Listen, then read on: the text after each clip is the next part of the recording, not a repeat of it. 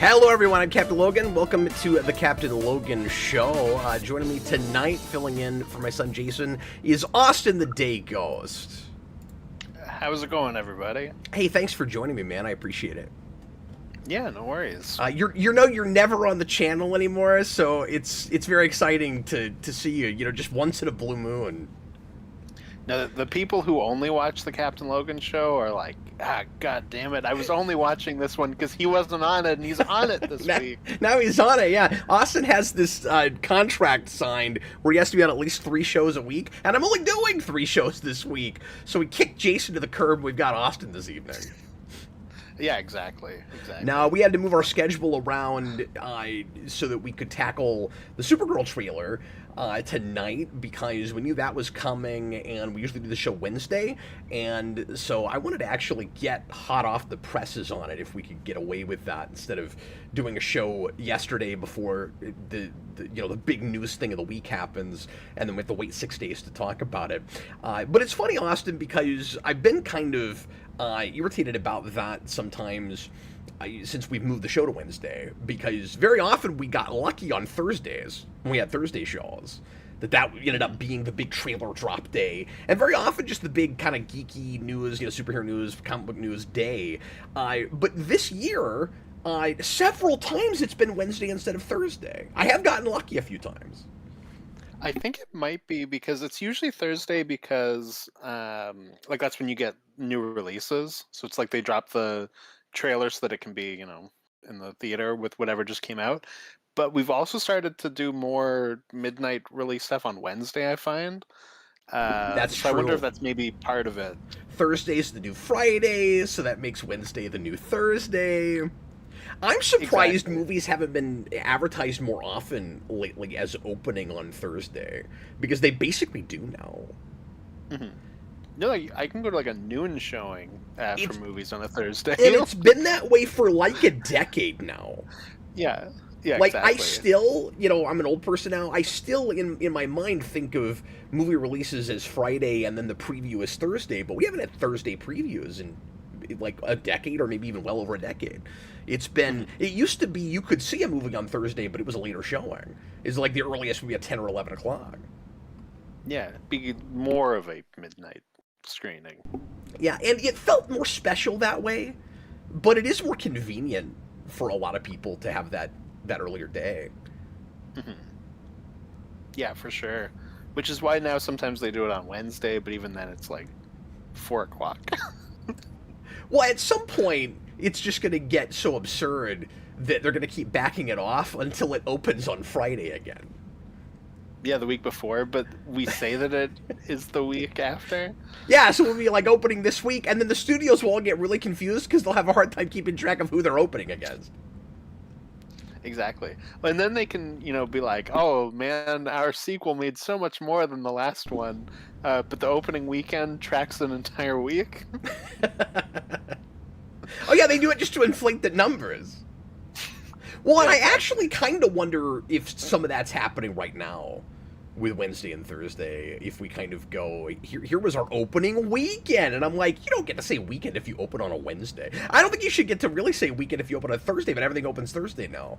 And so we do make a big deal out of our I never thought about this, Austin, that like our opening weekend is Thursday to Sunday, and then we'll be like, this new blockbuster made $78 million opening weekend. I'm like, yeah, but what if it actually opened Friday? There's this whole day you wouldn't have. Those initial ones. Yeah, there's this whole day you wouldn't have had. Mm-hmm.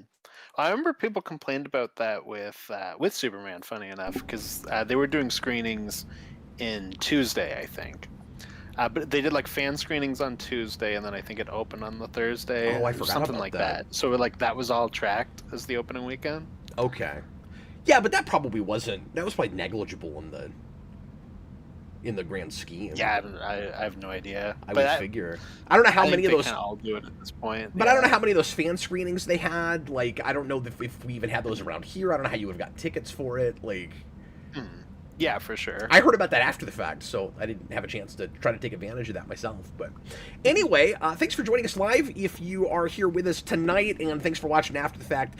As always, we're going to do a full 2-hour show tonight, even though we're starting late. And by starting late, I mean we're starting at what used to be the normal time. Or at one time, this show's jumped around so much, but for a long time we had to do 9 o'clock shows. We're back to 9 o'clock, and it seems like people are more available later in the evening. So in a perfect world, I would actually be starting the show more at like 8, if not 9 o'clock. But yeah, the show moves around more than a Fox Network show. What's up with that, Cap? Hey, that's not fair. That's pushing it. At least we're not airing our shows out of order, okay? That's true. That's true. We could have aired the Doomsday trailer first and then got into this one. That's true. We could have done that. Yeah, in fact, part of the reason I backed this off to Thursday is there were a lot of rumors that both Supergirl and Doomsday would have their drops today. And of course there were... Yeah, Avatar. What about... Oh, I don't even know about that. Did Avatar have a trailer? Or did Avatar release and people thought Doomsday would have a trailer. So they thought it was going to be, they were going to put it with Avatar. I'm sorry, yeah. I knew that was coming, but I didn't realize what week. I thought Avatar would wait till Christmas, and I don't to an actual Christmas opening, and I just don't care about that franchise and haven't paid attention to it since that first movie. So I saw trailers the last time I went to the theater. I knew that was coming. I should say I fell asleep during the trailer. Like, the trailers themselves are long enough, and they, remind me enough of sitting through that first movie that, somebody has to wake me up before I actually get to the film I came to see. Beautiful. We love to see it. But anyway, so I thought we might end up talking about both Supergirl and Doomsday tonight. That didn't end up happening. Of course, there were several kind of obnoxious fan-made trailer YouTube channels that decided to drop their own teasers today, capitalizing on people expecting a trailer today. I don't know if you saw that, but that was happening. There were at least 4 or 5 of those. I didn't watch any of them, but I went in just to make doing due diligence, just to make absolute certain that one hadn't dropped. And then I saw several of these fan-made channels with 5 to 50,000 views. And I'm like, that's obviously not real. DC had it set to premiere, so I saw it yesterday, and there was 1,000 people waiting. This is at 3 o'clock yesterday. It's listed for playing at 12 o'clock my time. So I'm like, this is almost 24 hours away. Why is there 1,000 people waiting in the video for it? That's so far away. Yeah, it's not like camping in front of a store for a release. That's what I was gonna say. Is is that the new sitting in front of the theater? Yeah, I missed a day at work because I had to camp out on this video to watch it exactly when it started. Well, I am working on notes for the Simpsons season 5 overview that we're doing tomorrow night. So quick plug for that. But that reminds me of a gag in one of the episodes of The Simpsons from that season where Homer wants tickets to a game or a concert or something. I think that's the episode with the football game, maybe. And he goes and camps out to get tickets, and then somebody's like, with the money that you're losing being here, you could have just bought scalped tickets. Yeah, it's a classic just stamp the ticket man who pops up every now and then. Oh, is that like a recurring character? A little. Oh, that's funny. He gets like a couple stuff. I noticed he gets 2 jokes this season, at least so far where I missed it. So. It was the same guy as someone else. That's funny. Or like another exactly. episode. That's great. Yeah, it's like a much smaller character. Like he's had probably just like a couple of appearances. And then Homer says something along the lines of, theoretically, that is true. I think he calls him like an a-hole or something. And then he walks away, he's like, a-hole. And then he walks up to the ticket counter, and somebody buys all of the tickets, and the guy at the ticket booth is like, that's going to be $950,000. And he's like, I have $10, can I pay the rest later? And he's like, sure. Gotta love those scalpers. Anyway, that is as relevant today as it was back then. It's just all online now. Which brings us back to our original point, which is that's the new camping out. Yeah, apparently. Yeah, exactly. But what I was going to ask you is, did you actually click on it to see if people were conversing in the live comments? Because that could be the reason, right? Like you could have... It probably was. You could have a bunch of people in there just chatting together, trying to guess at what's going to be in the trailer, or just wanting to see like who else is excited for it and that kind of thing. Like it could have been a lot of discourse, I guess. But at that point, when there's 1,000 people, I feel like the chat's moving too fast. But who knows? And then you have... the same thing you do on a live show where most of the people are just lurking, but they're lurking to read what other people are saying, I guess. I don't know. Yeah, exactly. Yeah, I didn't click in. I probably should have, but I think I was like on my way out for work, so I was like, oh, weird. Anyway, we're going to go ahead and get into our opening Patreon question here in a second, and then we'll talk about our 2 lead-in topics. As always, if you want to make sure that your question, concern, comment, idea, complaint, brilliant notion is discussed on the program, you can leave us a super chat at any dollar amount that guarantees that we'll talk about your topic. And if it's not related to what we're talking about in this opening hour, we will field it in the second hour. So if we don't talk about it right away, don't worry, we will get to it, we promise. And if you can't do that, don't want to do that, of course, we thank everybody who has ever helped us monetarily on the channel, and the super chat thing helps to keep the train rolling here on Geekvolution. So thank you guys so very, very much. Really appreciate it. But if you can't do that, if you don't want to do that, you can just leave a regular comment and make sure to tag Austin Doctor Strange Ghost. He'll answer to that. Kind of long, but he'll answer to that, or anything else under the sun within reason. Maybe not even within reason. Austin can take it, man. He's got a thick skin. Get funky with it. Really, if it says at, we'll take a look at it. Okay, so let's go ahead and get to the Patreon questions now. Thanks for joining us, guys. We really appreciate it. I'm jumping around with the Patreon questions. I wanted to go to one that I thought Austin might want to weigh in on. So, Austin, tonight's opening Patreon question, we might get to some more later in the show, comes from Elliot Slater. And let me say real quick plug for Patreon, patreon.com/geekvolution. The $2 tier lets you put in a question every month for the Captain Logan show, and we guarantee that we will talk about your topic there. That's nice if you can't make it to the live show, or if you don't like the super chat feature, but you really want us to talk about your topic. Just $2 a month. Elliot Slater, who would you prefer the Arkham Knight to have been instead of Jason Todd? That's a good one. I've never seen that before. Before we actually answer that, and I'll stall for a minute so that Austin can get his thoughts together and try to think of something. Oh, I have it. Oh, do you already have it? Well, it took me a second. I had to think about it. Yeah, and I'm not really sure who I'll say. So this is what I like to do. I like to talk for a second to stall while I'm thinking. That's the closest I ever get to multitasking. But the reason that the Jason Todd thing was so frustrating with that game is just because it was so obvious all along. Like, I think a lot of us kind of guessed it before the game came out, and it was really, really obvious. Just with the flashbacks and the discourse about Jason Todd, who had never been referenced in those games before. So if you're or not really directly, and I don't think even knew for sure that we had a second Robin who had died or any of that. And so the idea, or if it is brought up, it's not in the main story, and you'd have to dig to find it. And so the fact that we're doing all that back matter within the game itself, and then, oh, shocker, this new villain that's been disguised this whole game is Jason Todd. And the other thing I don't like about the Arkham Knight thing is Jason Todd doesn't have jack for anything to do with Arkham as a concept. Like, you want it to be an inmate or somebody that runs the asylum or something like that. Like, I never thought that idea had enough to do with the Arkham concept. So we go from the asylum to a larger asylum that is a big chunk of the city to then, and I'm okay with the idea of shrinking it down to a guy when you then open the whole city and you have an open world. Like, that's kind of a cool idea, actually.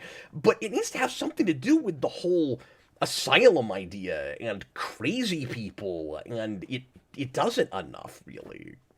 Their way of getting around that is just that they move where Jason was held and tortured to Arkham. That's like their way that's right. Well, tying it in. I think that's like, lame. Yeah, absolutely. No, I always thought it was weird that they completely dropped the Spirit of Arkham stuff from the first game. Yeah. I always thought it should have tied into that somehow. Like, it being Quincy Sharp maybe would have been weird, because he's, like an older, kind of heavier set guy, but you could have had it connected through him in some way and have like a new Spirit of Arkham through that. That's probably what I would have done, because that feels like such a big part of the first game that's never talked about again. Yeah, you're right. Tie it into the mythology of that institution. And if not that, like, somehow Jeremiah Arkham, who I don't know if he's even really talked about that much. Yeah, and that would have been, like, perfect. Like, he takes over as the Spirit of Arkham and is coming in to kill all the criminals. Quincy Sharp seemed too much like a loser to then be like this gigantic mastermind. Like forget the physical part of it, just the fact that like that guy can come in and even kind of trump what Hugo Strange was doing. Yeah, I would buy Hugo Strange back from the dead as the Arkham Knight before I would buy that. Yeah, I mean Arkham City hurts it for that, because Arkham City's like, whatever, we're not touching on that again, and he's just kind of lame man in that, but. That's true. Yeah, then you're in like a Rises situation where you're sort of bookending with it, where we're not really talking about the legacy of Ra's al Ghul or anything in that in Dark Knight, and then we come back and we wind it back around. It would have been kind of like that. But kind of like the whole thing, if I remember right, with the Spirit of Arkham, is that I think he's like killing or torturing inmates or something like that, and that's basically what the end game is in City. So like you would have had at least a thematic idea carry across the full trilogy. That's a really good point. Yeah, I haven't gone back to those in a while, and so I'm rusty on my story points and all of that. Yeah, no, for sure. No, it's just that's always kind of bothered me, that's like this big reveal in the first game, and then Batman never talks about it. Quincy Sharp never mentions it again. Like it's such just like a weird loose thread. No, that's an excellent point. Now, what I would have done with it, and call me predictable, because you could probably guess the other idea that I would have, Austin. But Arkham Knight is not exactly a like bad guy Batman, but like I think he has bat ears. Like he kind of looks like a bat suit, like a military garb kind of bat suit, and obviously we're doing that because it's Jason Todd, but you'd have to rework things, I think maybe even going back to Arkham City for this to have worked, so you probably couldn't have done it really after City, but if you'd known you were on your way there, it could have been Jean-Paul Valley. Well, you could have just tied it into Azrael in general, even if it's not him specifically, because Arkham City also was building up something big with him. Yeah, I just couldn't remember what exactly it was. I knew he was there, so I didn't know if it would actually make sense for him to then be the Arkham Knight. But like, you need it to be somebody like young enough that you're and like built enough, fit enough, trained enough that you buy like running a military. Or if you made it an older guy like you're talking about with Quincy Sharp or something, you'd need somebody that's like a patsy for him. You know, that he's like speaking through or controlling somehow, or like like using his like a robot drone or something. Like, it could have been any of that. Mm-hmm. Yeah, for sure. Tie it into like the Wonder City robots or something, if you're gonna go that route. Okay, great, says the Telltale Batman game, and this is a big spoiler for that whole thing. But says so. Like, warning, because it's a cool reveal in that game. But he says the Telltale Batman game did a better Arkham Knight type reveal with Vicky Vale as Lady Arkham. I wanted to bring that up also, because I did think that was kind of that done again better. But I would never have in a million years bought that it was a woman, unless again she was controlling a man in that costume. Like, it's not like the Phantasm thing, where Phantasm pulls it off because you've got a cloak over the figure, and so like you can't see musculature or shape or anything. It'd be really hard to buy that there's a woman in the Arkham Knight suit. Mm-hmm. But I just always thought that Arkham Knight should have been an original character as well. Oh, sure. Not that you can't do it as a pre-established character. I just always thought that would have been better. Yeah, it was always a foregone conclusion to me that even before that game came out, that like that character would pull the helmet off, and oh my god, it's this, you know, this is kind of the Scooby-Doo thing. But you're right, it would have been cool if they could have pulled that off. Yeah, you know, and Phantasm did it. Like, nobody back in the day when that came out was crying foul or thought it was lame that wasn't a pre-established character. It helped that it was still a reveal because it was a character that we had met and were following the whole movie, you know, like, but you could have done that in this game too. Yeah, I mean, especially like if you want to put, you know, your stamp on Batman type thing, like no one's ever going to go back to the Arkham Knight now. They're going to use Red Hood. Right. That's a really good point too. It's like, yeah, who's chomping at the bit to reuse that idea, that title, that costume? Yeah, and if you did it right, I mean, you could have had like a Harley situation where you have an original character that then gets brought over to the comics and becomes a thing. But making it Jason Todd just instantly, you know, kills that as an idea, I think. I think the other thing before it came out that I thought, or as I was playing it, before you got to the obvious Jason Todd stuff, that I thought it might be, so this is not an answer for a thing I would have wanted it to be, because I wouldn't. But one thing I thought it had a chance at being was Tommy Elliott. I thought that could have ended up being their another thing we were setting up. Their version of Haj. Mm-hmm. No, and both of the big things that City was setting up, both Hush and Azrael, get the lamest conclusions in Night. Yeah, and I don't remember now with either of those, but I remember those side missions not being all that exciting. Mm-hmm. Well, in the Hush one, it's like a 2-minute thing, and then Azrael's not much better. Great. Yeah. Well, anyway, I guess the real answer is anything but what they did. Exactly. Really. Exactly. It's just so frustrating because that game is so much fun on a gameplay level. I know I always say that, but like, that's a game I sometimes am kind of anchoring to go back and play just for the open world of it. Yeah, for sure. Not for the car, but the open world of it. Because I found the tank stuff boring as sin, but... Oh, but now that, you know, it's all beaten and everything, and you can use any car, cruising around as Pattinson Batman in the Adam West Batmobile is pretty sweet. That's awesome. Because that's also the closest Batmobile to his. That's so weird. Oh, right, because it's open. Because it's open at the top. Yeah. I have never... I don't think I've ever downloaded that suit, because that was like extra, way later DLC, right? And it's free. Like, it's just, if you boot that back up, it'll just be an automatic upload. Okay. Yeah, I'll do that. I knew it was free, I just keep forgetting to do it. Well, and the other thing is, I haven't played those games on my PS4 in a long time, and so, like, I started playing Back Through City when I got it on Switch just to test that port. Obviously, I've never played Knight that way because it's unplayable, but... Unless they fixed it, but there's no way they fixed it. I just don't think it's possible on that system. No, there's no way they fix it. They're going to charge you like $30 to have it correctly on the Switch too. That's what they'll do. Beautiful. We love to see it. I still haven't bought yet. Okay, let's go ahead and get into our lead-in topics, and we'll start with the Supergirl trailer, which dropped this morning, and I was quick on the button with this one, Austin. I watched this within the first half an hour, 45 minutes that it came out. I was very proud of myself.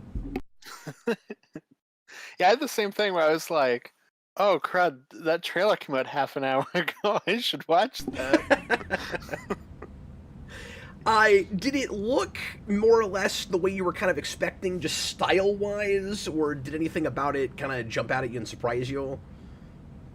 Yeah, I mean, it was about what I expected, just knowing Craig Gillespie. Remind me knowing other stuff that he's made. Remind me stuff he's made, because I don't know that director right off. So the big thing that I love by him is I, Tonya.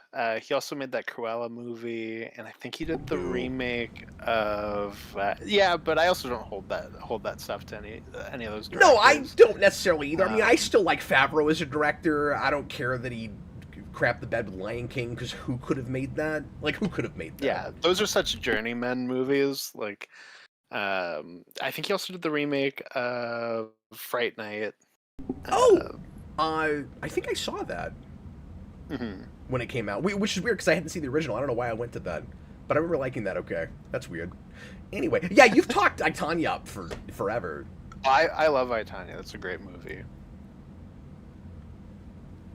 I want to. I'm sorry. I want to address a comment I just saw before we go any further. I'm getting way ahead of myself, but I gotta fight somebody on this real quick. I mean, not to be mean or anything. I gotta fight somebody on this. So Kid Share 1241, name I don't recognize. Thanks for being here. Sorry for calling you out. We got another dumb beam in the sky. No, we didn't though. I think all we had that's similar to a big beam in the sky is the Bottle City of Kandor. It's the dome. It's the dome. I'm not sure if it's supposed to be Kandor, because I've heard people say it's supposed to be Argo City. Oh, it might be Argo City. It might. I'm just. You know what? I was just assuming Kandor. It doesn't matter. It's a. I did that too. It's a beam. Yeah. It's creating a bottle city. It's making a dome. Yeah. I think you got to give it that. That's not going to be in the third act of this movie. It's not going to be like there's a big battle that takes place around for half an hour around this beam in the sky. That's flashback stuff. That's taking the city out of Krypton before Krypton explodes. No, that'll be for the sad Pixar backstory in the second act. And I would not be surprised if you didn't get several of those too. Yeah, I could see them cutting back and forth to that throughout the movie, grabbing up several cities. Well, and even just I could see them doing a or thing. Is Brainiac grabbing them, or are they? No, it's probably more likely that they're escaping. I think they're escaping. Yeah, because I think that's what happens in the book, from what I remember. But no, I could see them doing a thing because it's an adventure movie where they're like on the move the entire time. Where you do like every time she sleeps, she has some sort of nightmare to Krypton or something, and we get more flashbacks with that. Yeah, I wonder what the structure of that's going to be like, because there's a lot of legwork to do now, since we're going to actually address the destruction of Krypton in this movie, which you and I and a million other people predicted. We thought you kind of had to do that. Whether you see it or not, you really got to talk about it. I appreciate that we'll get glimpses of it at the very least. Because and I've said this before, I really like doing it in a Supergirl movie over a Superman movie, because they're kind of having their cake and eating it too in a good way with this, where we're avoiding doing too much origin stuff in Superman, but we're not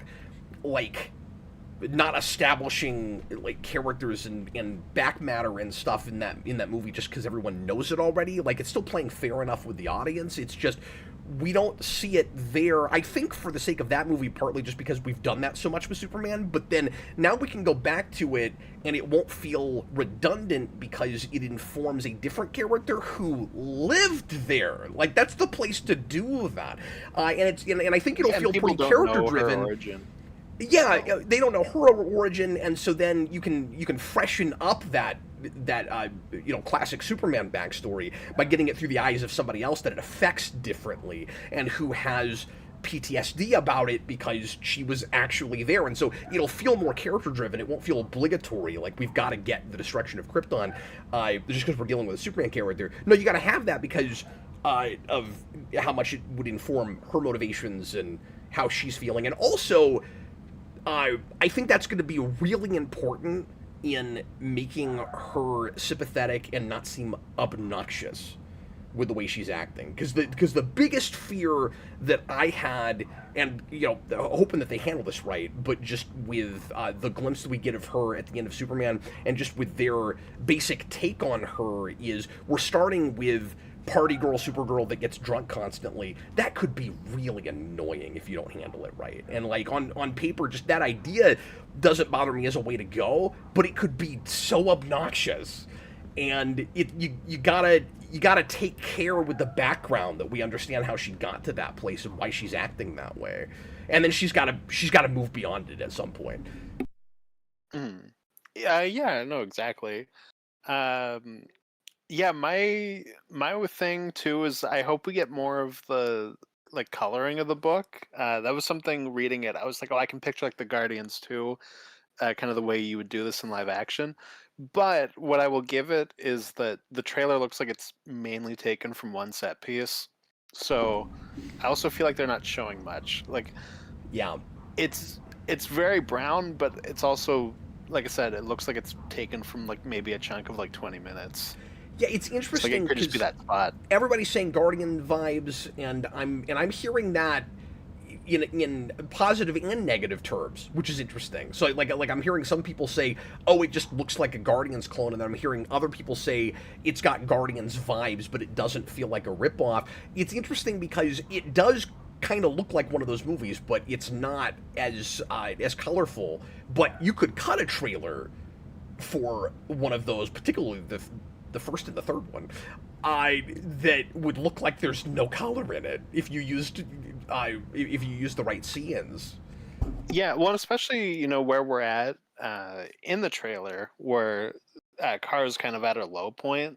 Like it makes sense to visualize it that way, and then kind of brighten up as you go along. I just hope it does, like you said. A bit at the end of the trailer, not to the same degree as the book, but like it's a lot brighter at the very least when she's in the full suit. That's true. So I could definitely see it going that way. So you think we could have like a way more colorful third act? Yeah, I mean anything's possible. Like it is very much a teaser, especially she's in the like coat suit the entire teaser until the end. Like it looks like it's taken from just one section of the movie. Yeah, and it's going to be interesting to see how much of the movie she's actually wearing the suit. If it's like first act she doesn't have it, and then it's the rest of the movie, or if she's not really donning it until big action stuff at the end, because anything could happen regardless of how the book handles it. Yeah, exactly.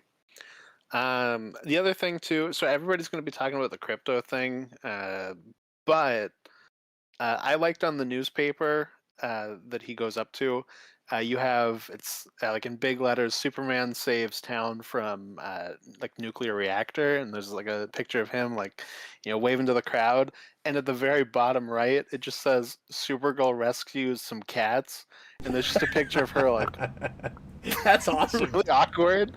I think that's fantastic. Well, it's fun that she's established.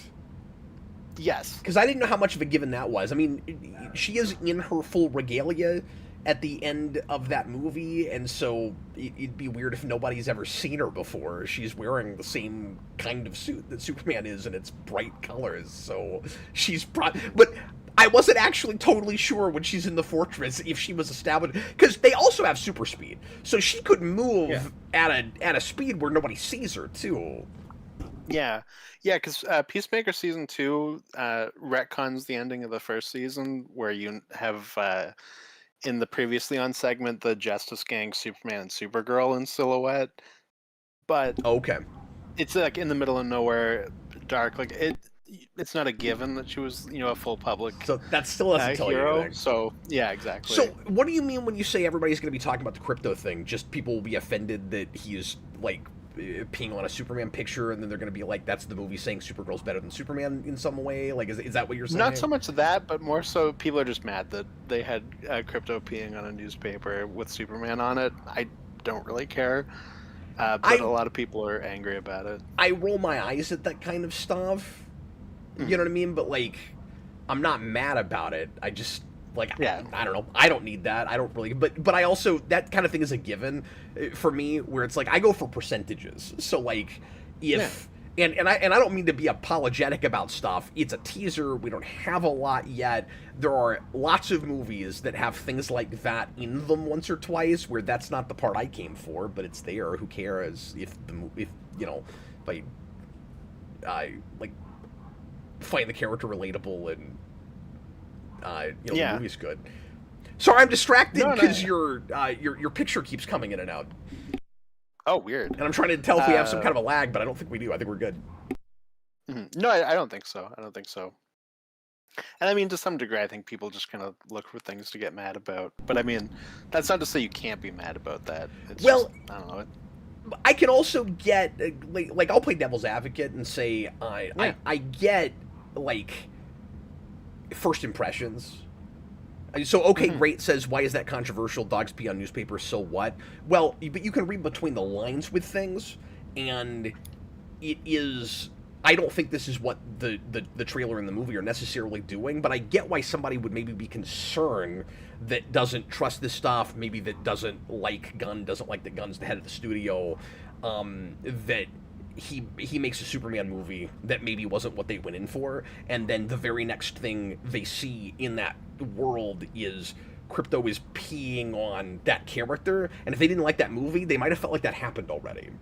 You see what I'm saying? Like you can thematically read or metaphorically read between lines with stuff, and you could I think that's a false impression, probably, but like you could look at that and go, oh, see, look, they're pissing all over Superman. Look what they're doing to my favorite character. They're pissing all over him. Yeah, exactly. Hey, at least Supergirl saved some cats. Good job, Supergirl. You did something. I think so far that's overreading it. There's not... I'm not getting any feeling from that movie that it's like rah-rah girl power in the wrong sort of way, where it's like, look, girls better than boys. We had that Superman thing. We got that out of the way. Now it's time for the real good... Like, there's none of that. No, and I don't think there was ever really a danger of that. Like, no. Gillespie's like the perfect director for this. He's really good at doing movies about damaged women and, you know, people in hard places like that. So, like, he's the right choice for it. And even, you know, because the other big complaint people are having is the Guardians of it all. But I also think some of that's just also his style. Like, I think there are guys that kind of have similar tastes when you watch his movies as well. Yeah, and I will say, and this isn't really on anybody, like, Gunn is greenlighting scripts when they're ready.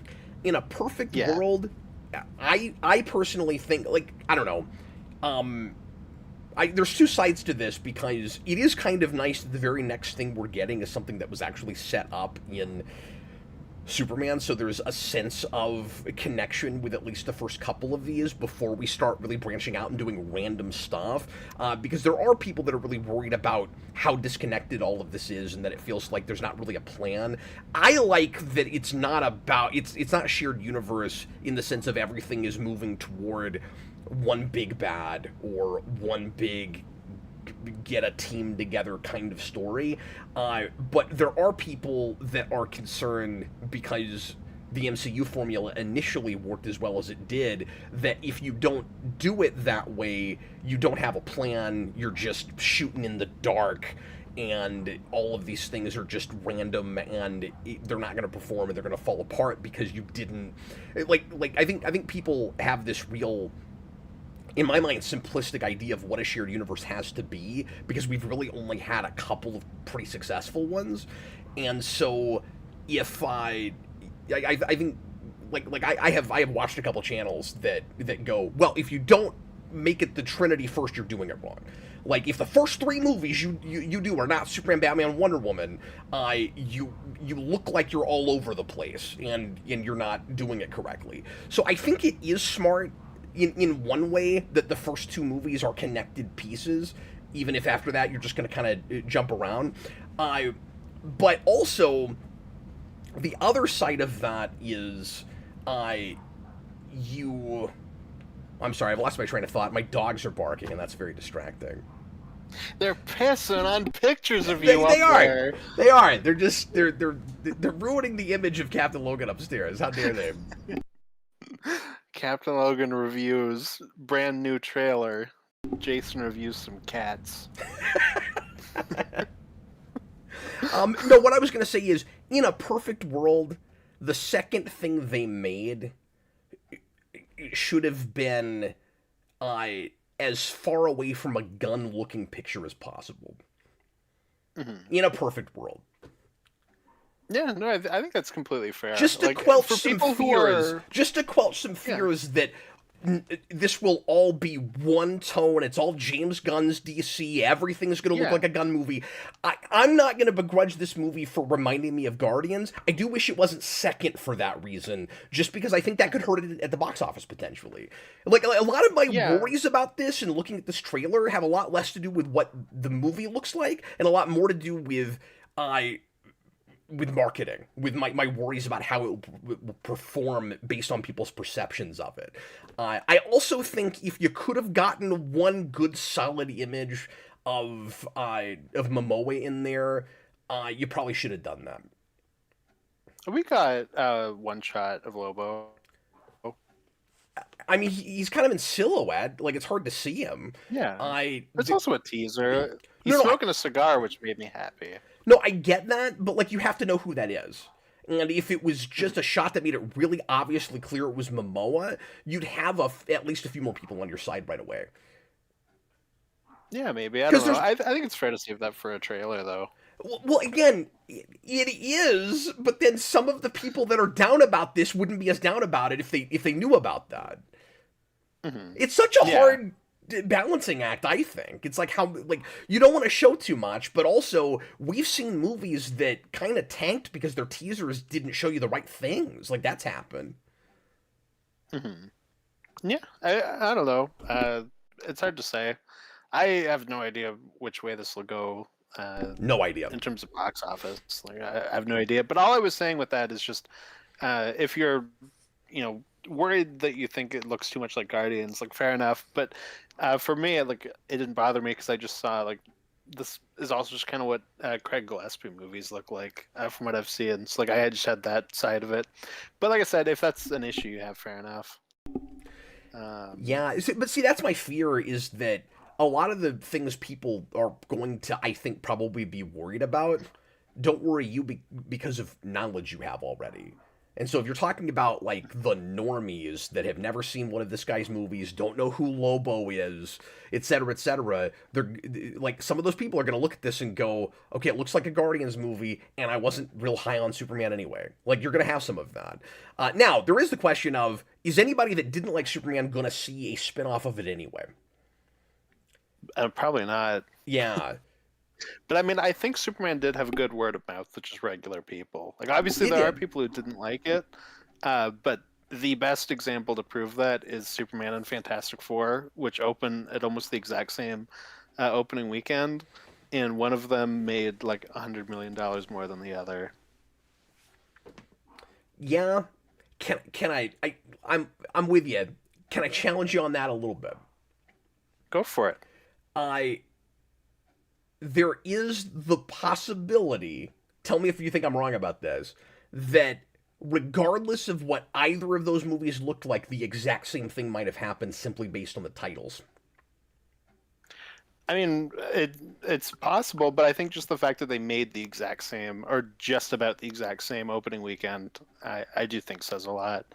That and as far as we can tell, Superman did way better on rentals and stuff. Yeah, but I've said this about streaming. I've said this about Fantastic Four before. Look, I think that's probably true as far as word of mouth goes. If the word of mouth had been a lot better on Fantastic Four, would more people have seen it a second weekend? I'd like to think so, but I have a giant question mark when it comes to that property.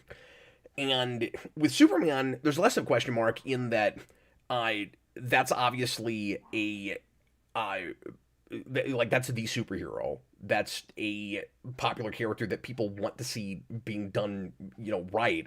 I think that movie would have made more money had it not been for the way it was handled before, where that damages.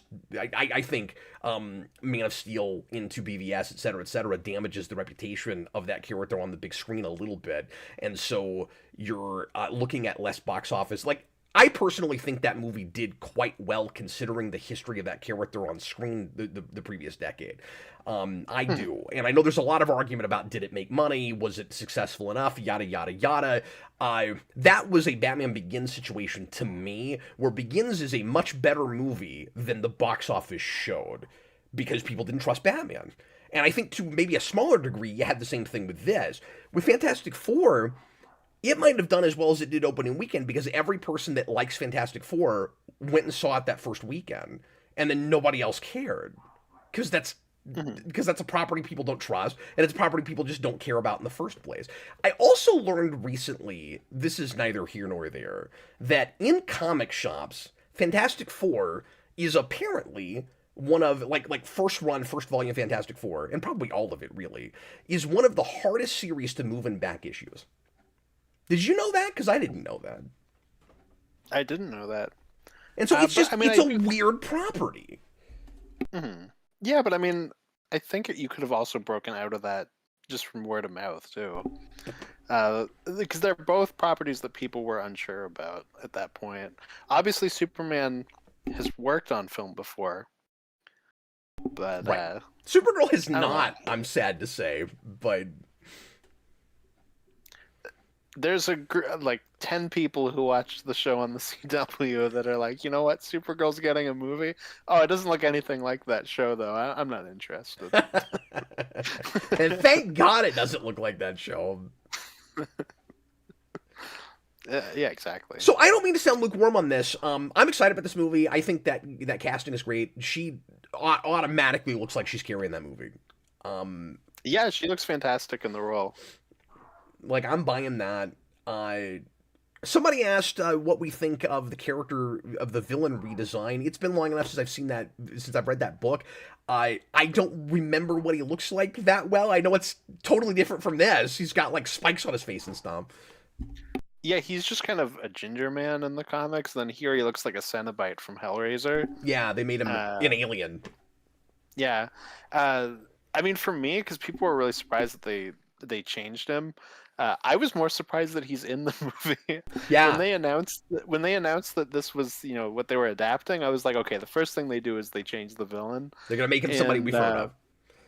And then they were like, oh, Lobo's gonna be in the movie. I was like, yes, see, there you go. Lobo is gonna take the place of that guy. Nope. And they also cast that guy, so I'm like, oh, I guess Lobo's taking the place of like the face of the pirates that he hires to protect him. I guess is what we're gonna do with it. Which is cool by me. I like that choice. Yeah. I like that Lobo's not going to be the full-on villain. Because Lobo's always been in much more of an anti-hero place. Like, yeah, he does bad stuff, but, like, Lobo having kind of the big villain plot. I don't know how I would have felt about that. But it's also not, like, a big villain plot. Like, it is just a... this guy killed, this girl's parents. Oh, that's right. I forgot. Revenge. So it could have been Lobo. I forgot what kind of villain plot it was because it's been too long. That's right.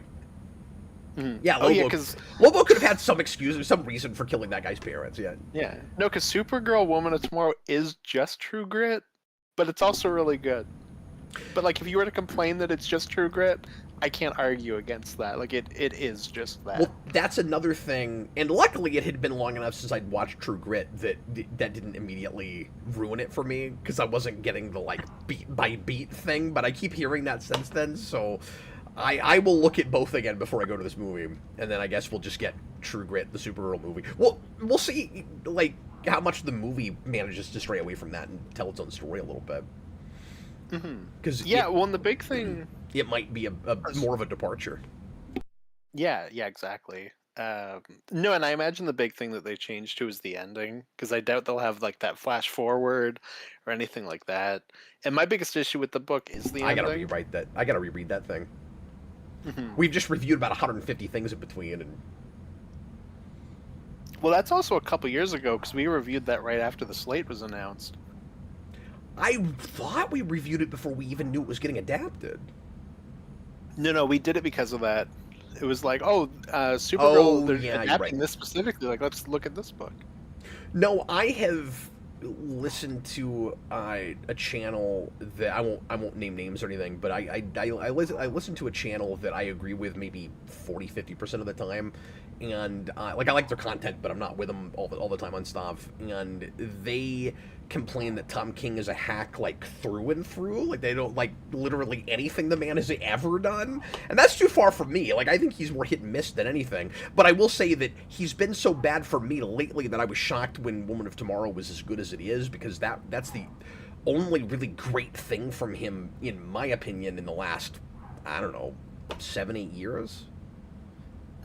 I'm trying to think if there's anything else. Like, comic book Twitter like gets unhinged when Tom King comes up. Where people, they just get malicious, and I'm like, there's a lot of Tom King stuff I don't like, and I find his work frustrating in places, but I wouldn't go that far.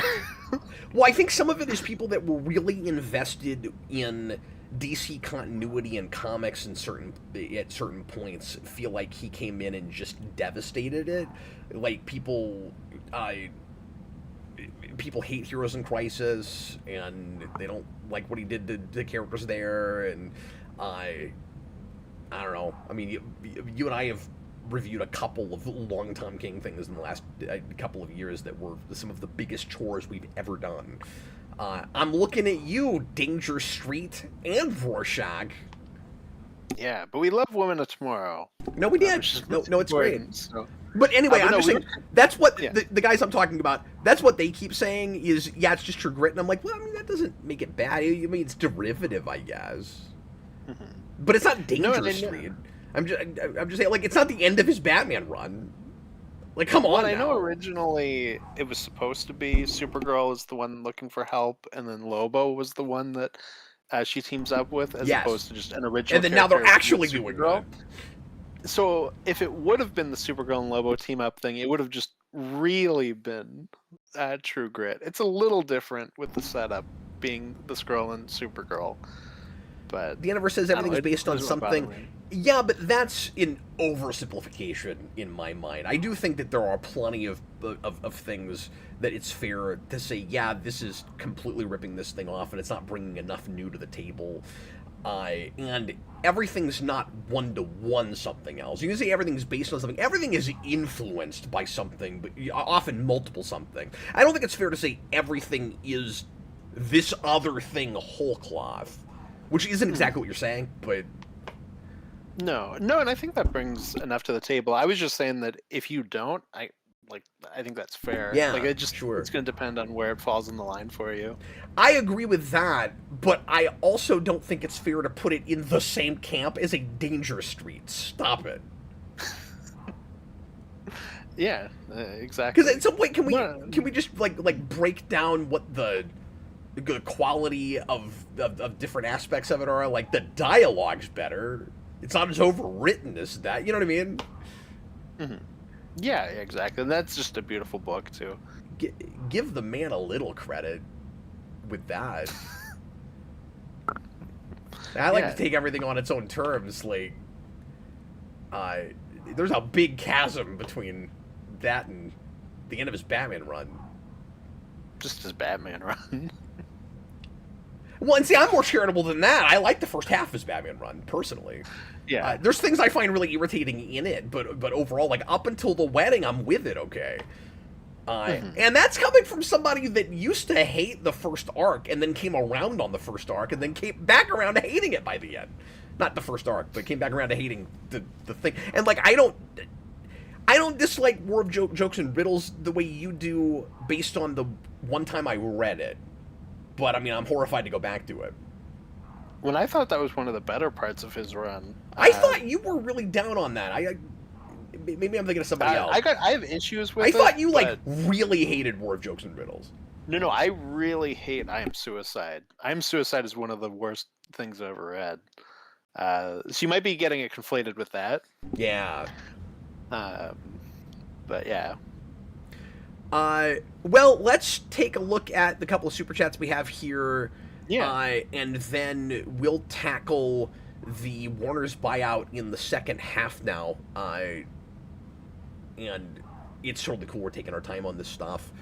Donnie writes, $10 super chat. My big takeaway was Disney Star Wars Supergirl. Felt like something we could have gotten in 2018 to compete with Solo. Love the casting and the vibe, though. Very excited to see more.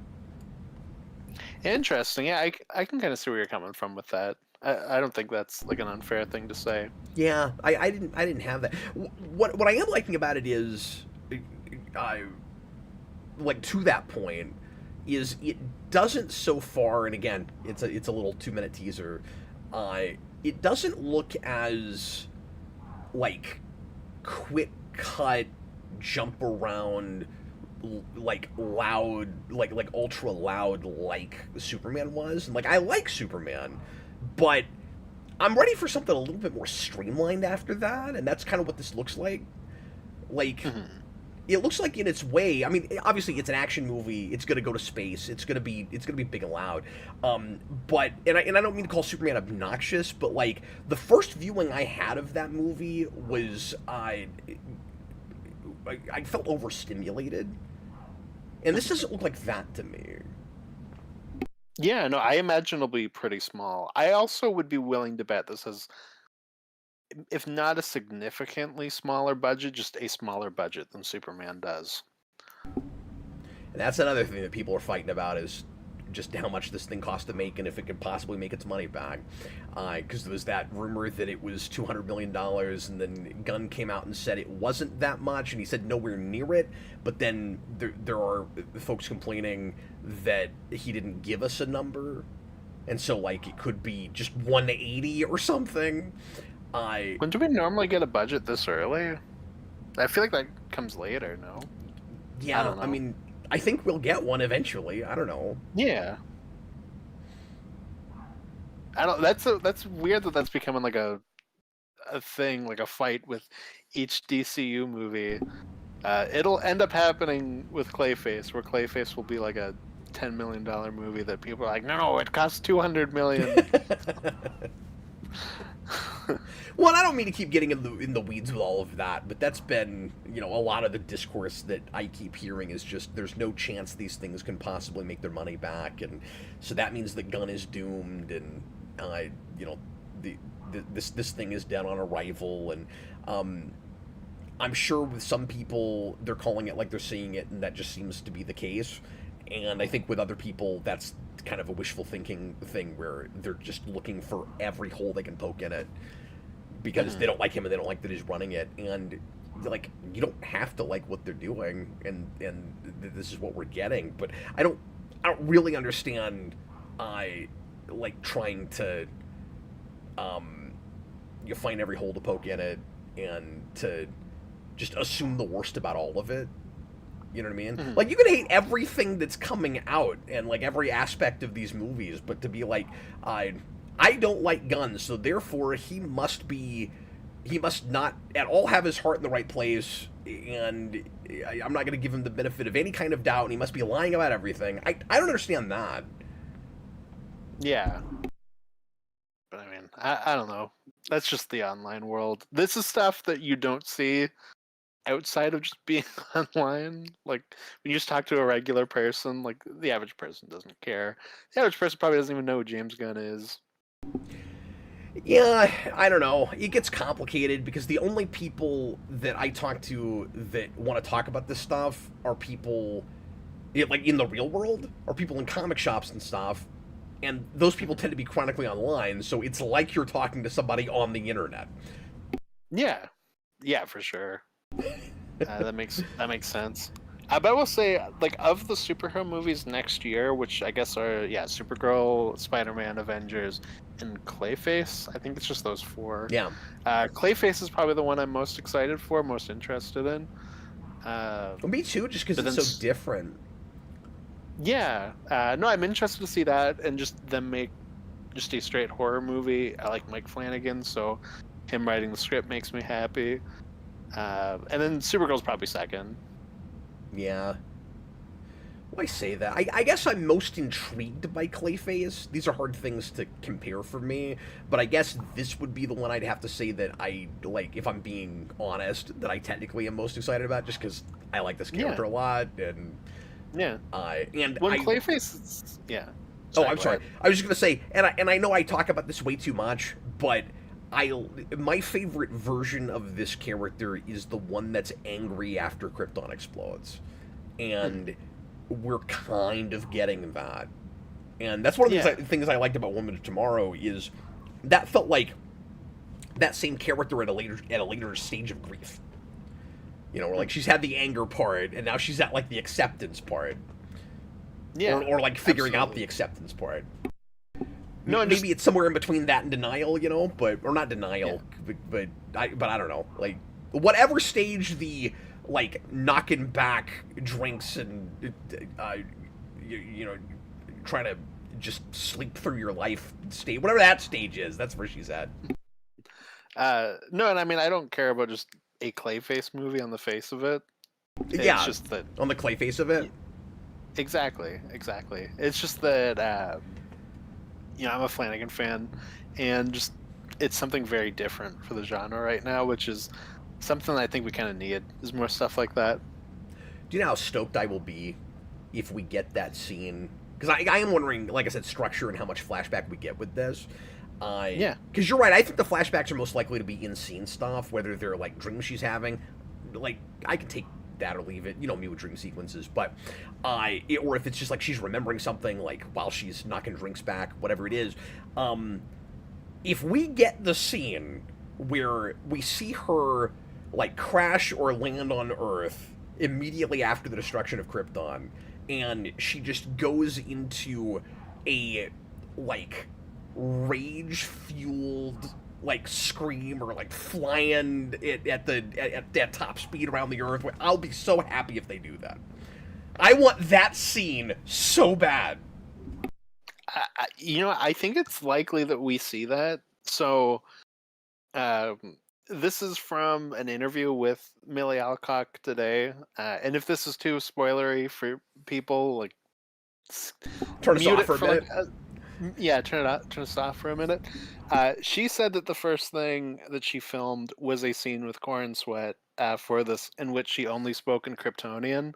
So I imagine we will see her landing. That's exciting.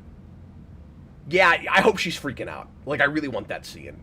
I love that so much in New 52, and I really like the Rage Supergirl. I want to buy that there's at least a period where she could have gotten a Red Lantern ring. Because I don't expect to ever get Red Lantern Supergirl, that's fine. But I want a scene where I buy that she could have gotten that.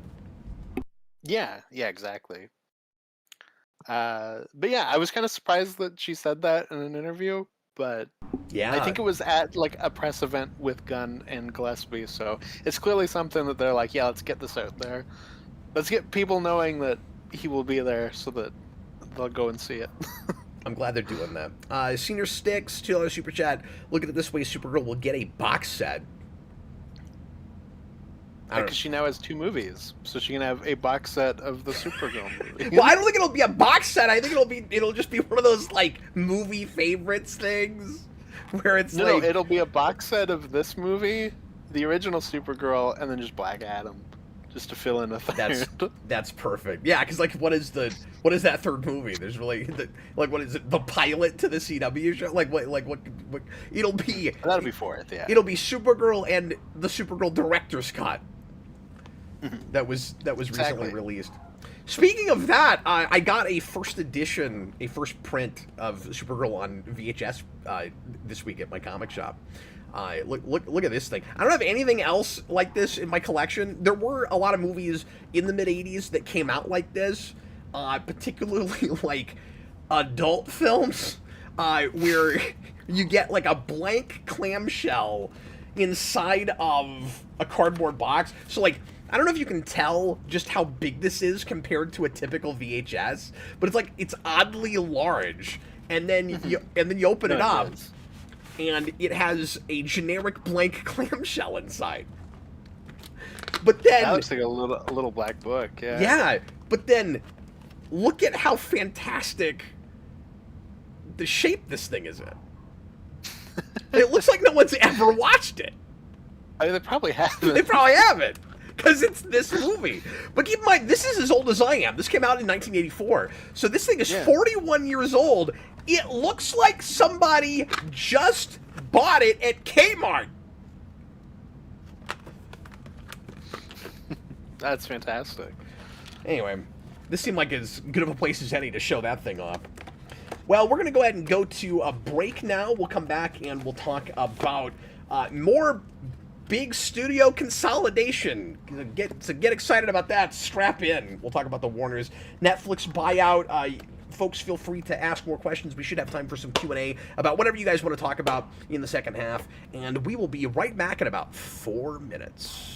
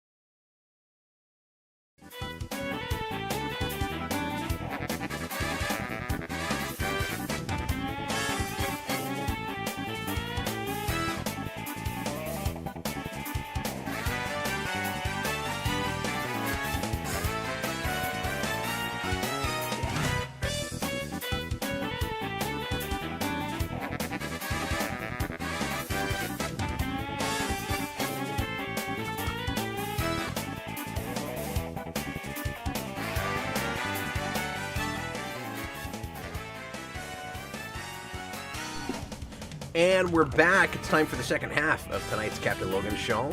Thanks again to Austin for fulfilling his 3-show-a-week quota. You're welcome. Austin, I know I've shown you this already. I'm excited that the new John Jackson Miller Batman 89 book came out about a month ago now. I just got my hands on it finally. Batman Revolution. Hey, can you tell looking at it that it's got the Riddler in it? Look, everybody, the Riddler's the villain. Well, as I said to you when you first showed me that, the cover just makes it look like it's minty fresh. I don't think the Riddler offhand. Well, yeah, except it's got like a question mark inside of Revolution. And then if you were small enough, and then if you were looking at it on a shelf at a Barnes and Noble or something, immediately you'd go, "Well, it's got a green spine this time. It's probably the Riddler." Could be the Joker. He's back. He's minty fresh. It would be so obnoxious if the whole first book was about maybe the Joker's back, maybe the Joker's back. If the second book, hey, he's back. That would have been awful. He's back. I'm sure glad they didn't do that. But anyway, I have not read one word of this yet. I've actually brought it with me in my car twice.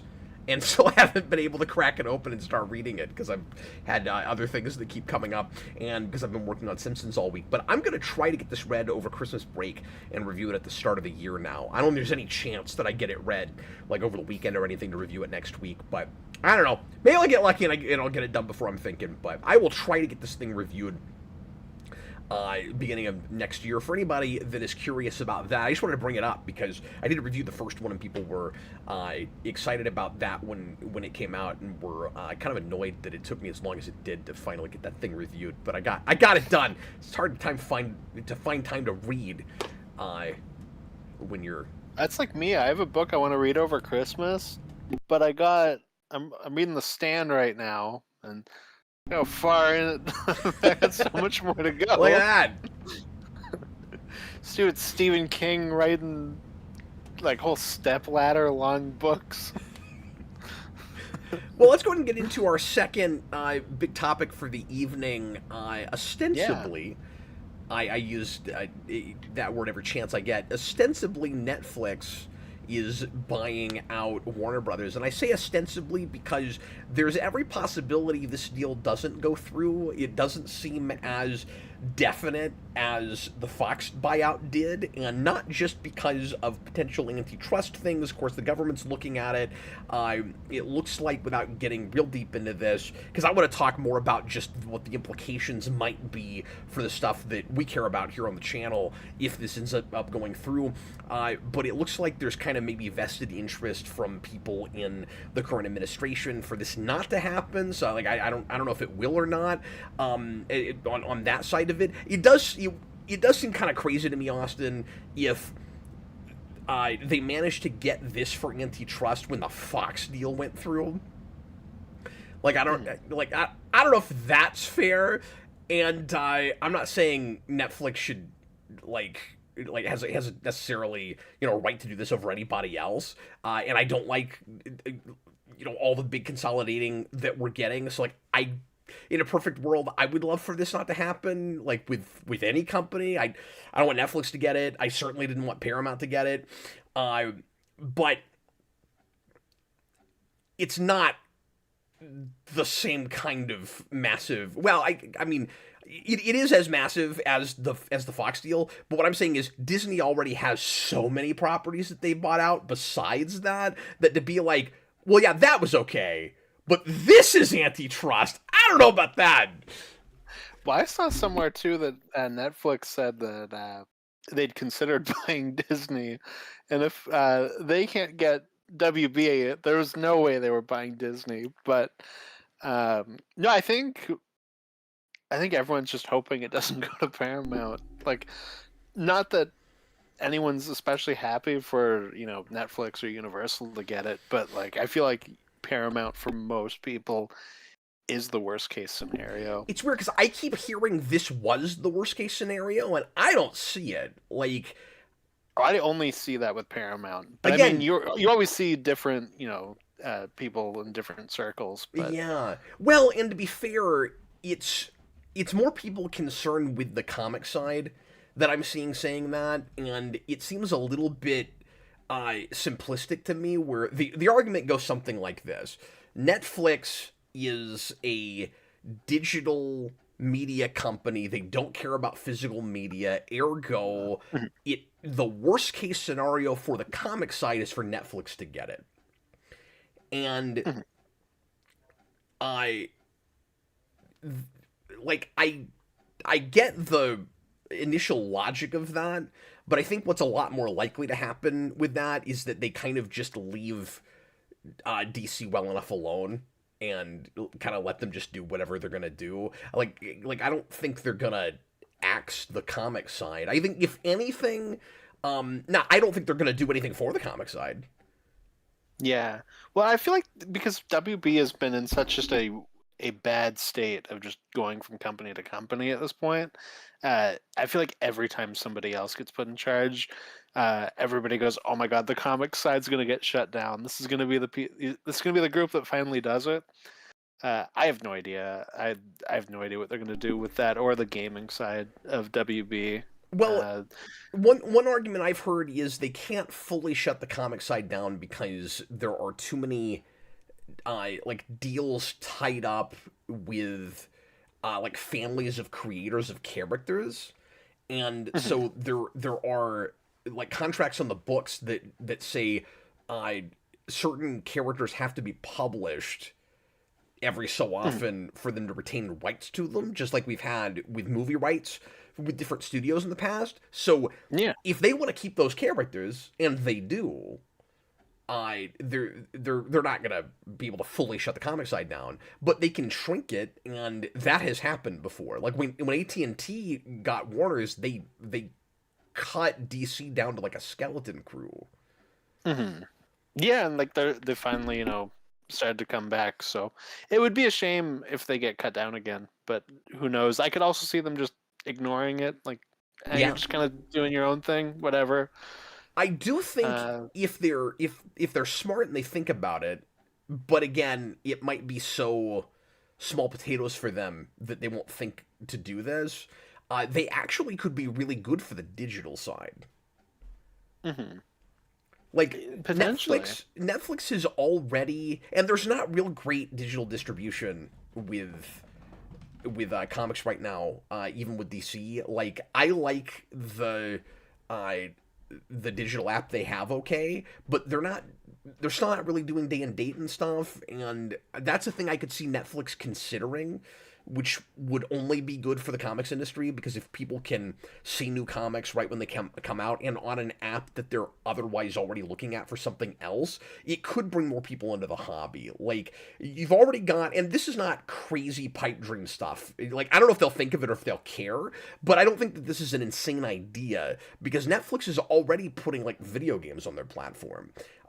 How insane, like how difficult would it be for them to just have a row of comics that you could click on inside the Netflix app? Like they I did could be wonder that too. they could be selling comics within the digital platform they have already, and I don't mean selling, I mean they're free, and then uh that's advertising to get people to get into the hobby. Hmm. Yeah, and I mean, you could do interesting tie-in stuff that way. Like Supergirl's coming out. Look, the Supergirl comic is on Netflix right now. Absolutely. Exactly. Yeah. Who Why not? knows? Yeah. Um, yeah. I have no idea what they're gonna do with either of those sides. I mean, just everything in general. Like, I feel like it's just a giant question mark. But I will say, because a lot of people are worried about the theatrical side for movies. Yeah. I don't have. I can hold up my book instead. Ooh. It's just a giant question mark. Uh, um, But this is what you have to no, do right now. You have to question everything. exactly. Well, no, I am the standing on my principles.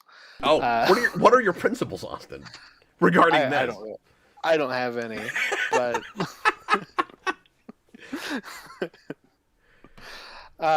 no. So because people were very concerned about the theatrical side of things, I do think I could see Netflix continuing it at least how it is, and they've already shortened windows so much, just because Netflix doesn't really have the same distribution. infrastructure that WB has. Like, I don't know why they would completely gut that after they bought it. Why would they buy it? But I am also not, Netflix. Like, they All we can could. do, I just don't yeah, know why they would. all we can do is speculate from our armchair as Yeah. best as we understand the situation, and if we get it wrong, like, obviously we're not pretending to be experts. We're just guessing the best we can guess. But I'm with you, Austin. They can't be spending the billions of dollars they're spending on this acquisition if they get it. And we also should say, if this does go through, it's going to take at least a year, if not a year and a half, before it remotely starts to get finalized. So it's going to be still a long time before we see any changes, even from the day that this goes through. I think that's an important thing to note. Yeah, and I've talked to people about this, who are like, Netflix does a really bad job with their theatrical releases, and for sure.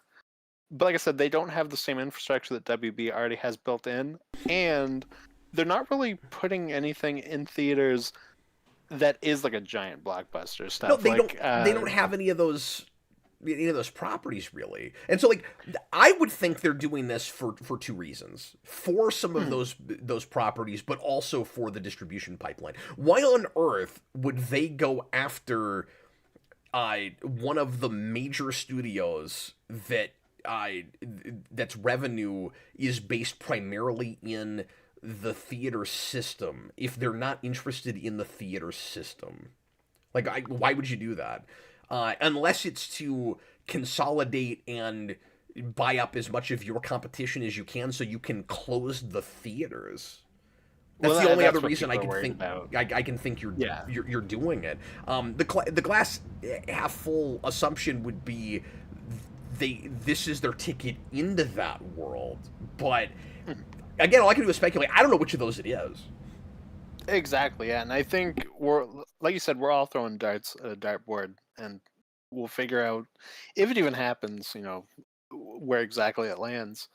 And if they're buying it up because they actually want it, not because they want to gut it as much as possible, then I mean, like, that's a lot of billions of dollars just to say, like, just to close the shop across the street, Mm-hmm. And so if it isn't just that, again, theater pipeline and IPs, but it also can't just be IPs, because like Warner's has a lot of stuff, and they've got a lot of stuff that they haven't capitalized on the best recently, but there are this is important to note too, some properties, some of their biggest properties arguably won't necessarily be part of this deal because of contracts that different like creators and originators and owners own first or have signed with stuff. So apparently I have read that like Rowling doesn't have to sign off on this for Harry Potter if she doesn't want to. Like, she apparently has a clause that will keep this from going to that will keep Harry Potter from going to Netflix. And I don't know how many other properties might have that. Well, that makes sense because she's very like involved with that and has always had a big stake in it. So that makes sense with that specifically. But yeah, who knows outside of that? Does Netflix retain the American Godzilla rights? Like, what does that that was look a big one I wanted to mention. Yeah, what does that look like with the Japanese company? That's what I really wanted to mention because I feel like Legendary must be freaking out because Legendary is the ones that actually make it, and WB is distribution. They just distribute it? Okay. And WB, when they put Godzilla vs. Kong, straight like day and day, because that was the year where everything was, Legendary freaked out, and they were like, this is our movie, like, you can't do this. And then Dune, the first Dune, I think at that point, the first Dune didn't get that release because it was like the only one that year that didn't, because Legendary was very mad. So I have to imagine they're probably like sweating bullets right now, like, now we gotta work with Netflix? Like, is our next Godzilla Kong movie gonna go to Netflix? Yeah. Wow. But who knows what deals like that are. Yeah, it's frustrating when a lot of the commentary you could do on a thing like this is, I Yeah, like I feel like I don't have a ton to say, but most of it's so just up in the air. Like I have no idea where anything's going to go, and it's obviously interesting to talk about because it yeah. can go any direction. Well, But like the one it's thing just so uncertain. and I don't want to say that we can even be all that solid on our speculation about this, but in the immediate future, the thing to speculate about is how producers and in the studio heads handle projects while all of this is in limbo, where they're not sure what's gonna happen. Like now we're in a holding pattern. So like, does Gunn greenlight as much as he can greenlight, and then hope that there's so many moving parts that Netflix can't stop it right away, like if they buy it out, or does he start holding off on stuff? Like, I think the immediate future of the DCU is also in question because this could absolutely affect the way he greenlights at the very least. Absolutely. I feel like you would probably want to start getting stuff on the books and start signing deals like Yeah. now, so that way, if there is any worry about that, you already have things in writing. Especially, they have to make deals with the theaters for like how long it's going to go there for. So some of that stuff, at least greenlit before it finally goes through. Because the other thing too is this: if it does go through, it won't be till like the end of next year. Like it's going to be a while. Yeah, because I've heard Yeah. people say, "Oh well, it's possible that the last movie that you get in this whole new continuity, in this whole new franchise, is Man of Tomorrow." And I'm like, not if he's smart enough about what he greenlights and greenlights and gets things going. I mean, like, you don't want him to rush necessarily, but at the same time, like, a lot can happen in a year and a half. Yeah, and even if he gets kicked off, I feel like Netflix would probably just keep it going under them. It would be like, weird I if they don't know just that full-on Netflix would rebooted. fully reboot, but Yeah, I don't know if they would either. if things were like dire, like if say like Supergirl doesn't work out and like whatnot, like maybe then they'd fully reboot. If they decided they didn't care about I'll throw this at you though, because I'm just thinking out loud and I don't know if I'm right about this. If Netflix does decide we don't actually care about theatrical distribution and we're just trying to kill off our competitors with billions of dollars, they could reboot for the sake of making it all streaming television stuff. Yeah, and I think the head of Netflix maybe came out and said that DC should be looking at making more things like the Penguin, which I mean I also can't disagree with that, and they are planning on making more shows. Yeah, I mean they just announced one. Yeah, exactly. So it's also possible that they just will end up liking the stuff Gunn is doing well enough that regardless of where they put it out, they just let the thing keep going the way it's going. I mean, it's possible. Yeah. I don't know. No, it's also possible that if it does just keep going, they get a little bit more money for streaming shows because it's Netflix money instead of HBO Max. Not that HBO Max is, poor or anything, but like it's the big streamer. Well, and I think it's also important to note that, like, Zaslav is signing off on this deal. He's not going to want to sign his own job away, I don't think, unless he's just getting such a big payout. So I guess there's also, because I don't know how this is working. I've said this before, it's hard for me to understand the difference between a buyout and a merger these days. So is he giving them the keys and walking away with a fat stack that he can live on for the rest of his life? Or is he planning to work in tandem with them? Ergo, part of the deal could be, you guys technically own us, but like, the people that we put in certain places can't be fired. Like we extend contracts. Gunn gets to continue doing what he's doing. I don't know. I mean, like, I have no idea. That stuff will all be probably finalized in working out all of the details. But of the their DC meeting, stuff is some of their most, buying. still to this day, some of their most valuable, like, IP. It has to be. Well, that is the funniest thing to me is that WB had a great year this year at the box office, so it's kind of funny that it then gets capped Yeah, off by them uh, being bought out. that's true. They were the biggest studio this year. Yeah, I think. I think with the exception of, was it Mickey 17, they've had kind of just hit after hit this year. Like, they did really well. I think it's also important to note that once upon a time, Netflix paid way too much money for the exclusive distribution rights to Gotham. Oh, yeah. I think it's important to note that like they see the value in the DC superhero characters. They have paid big money for them before. Mm-hmm. Well, and Robert made a good point to me too, which is that, you know, Netflix had that big deal with Mark Millar to get like a big superhero shared universe thing, and it Right, just and didn't they've really take never off. done anything with that. They've done a couple shows that just didn't really take off. Oh, okay. Did they? Yeah, which is part of my leaning. That See, the problem even is I if don't they get know. rid of Gunn, they'll probably just continue.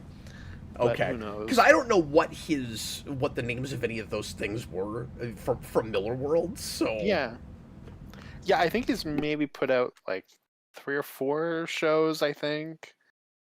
And yeah, they just didn't really catch on. But I think there was like 2 or 3 that were like connected, and one you're right, Daniverse. One battle after another wasn't like a big hit, but it was critically acclaimed. Oh, I've never heard of that. I wasn't thinking about that. See, I wasn't sure if Jupiter's Legacy was one of those.